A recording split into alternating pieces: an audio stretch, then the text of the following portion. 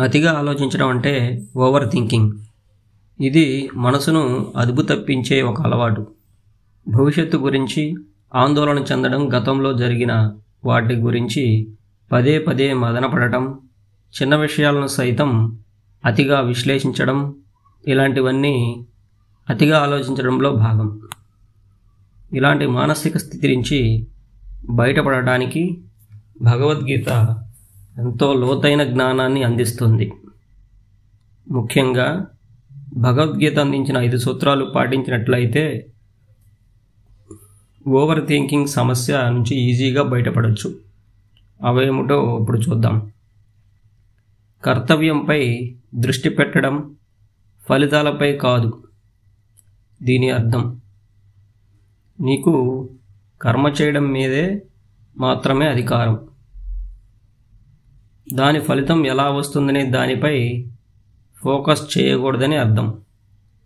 అతిగా ఆలోచించేవారు తరచుగా తాము చేసే పనుల ఫలితాల గురించి ఎక్కువగా భయపడతారు.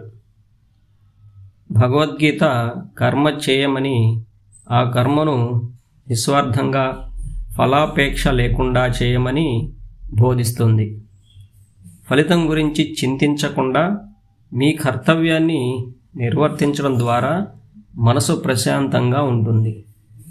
వర్తమానంలో జీవించడం, దుఃఖములు కలిగినప్పుడు కలత చెందని మనసు కలవాడు, సుఖములు కలిగినప్పుడు కోరిక లేనివాడు, రాగము, భయము, క్రోధము లేనివాడు, స్థిరమైన బుద్ధి ఉన్నవాడిని ముని అంటారు. గీత వర్తమానంలో జీవించడాన్ని నొక్కి చెబుతుంది. గతంలో జరిగిన వాటి గురించి పశ్చాత్తాపపడడం లేదా భవిష్యత్తు గురించి ఆందోళన చెందడం వ్యర్థం అని బోధిస్తుంది. ప్రస్తుత క్షణంలో మన దృష్టిని కేంద్రీకరించడం వల్ల అతిగా ఆలోచించడం తగ్గుతుంది. నువ్వు నీ ఆలోచనను కాదు, నువ్వు వాటికి సాక్షివి మాత్రమే అని చెప్తుంది భగవద్గీత.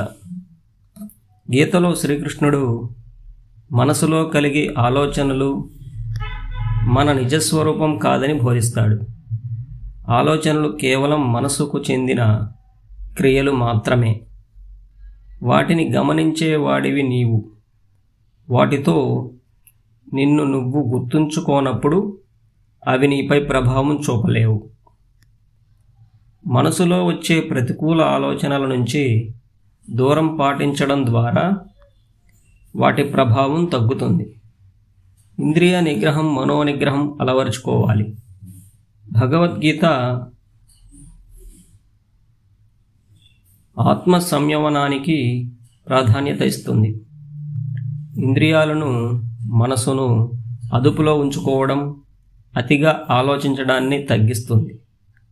మనసు ఎల్లప్పుడూ బాహ్య విషయాలపై వైపు పరిగెత్తుతూ ఉంటుంది. దానిని నియంత్రించడం ద్వారా అనవసరమైన ఆలోచనలను తగ్గించుకోవచ్చు. చంచలమైన మనసు ఎక్కడెక్కడ స్థిరంగా పోతుందో అక్కడికక్కడే దానిని నిగ్రహించి ఆత్మలో నిలిపి ఉంచాలి. సందేహాలను వదిలివేయాలి. ఎందుకంటే అజ్ఞానము, శ్రద్ధ లేనివాడు సందేహచిత్తుడు, నశించిపోతాడు. సందేహచిత్తుడికి ఈ లోకంలో సుఖం లేదు, పరలోకంలోనూ లేదు. అతిగా ఆలోచించే వారిలో తరచుగా సందేహాలు ఎక్కువగా ఉంటాయి. భగవద్గీత నుంచి సరైన జ్ఞానాన్ని పొందడం ద్వారా, గురువుల నుంచి ఉపదేశాలు వినడం ద్వారా, ఆచరణ ద్వారా ఈ సందేహాలను దూరం చేసుకోమని చెప్తుంది. సందేహాలు మనసులో గందరగోళాన్ని సృష్టించి అతిగా ఆలోచించడానికి దారితీస్తాయి. ఈ సూత్రాలను అనుసరించడం ద్వారా అతిగా ఆలోచించే స్వభావం నుంచి బయటపడి మరింత ప్రశాంతమైన, సమతుల్యమైన జీవితాన్ని గడపవచ్చు. భగవద్గీత మానసిక శాంతికి, ఆత్మజ్ఞానానికి ఒక గొప్ప మార్గదర్శి.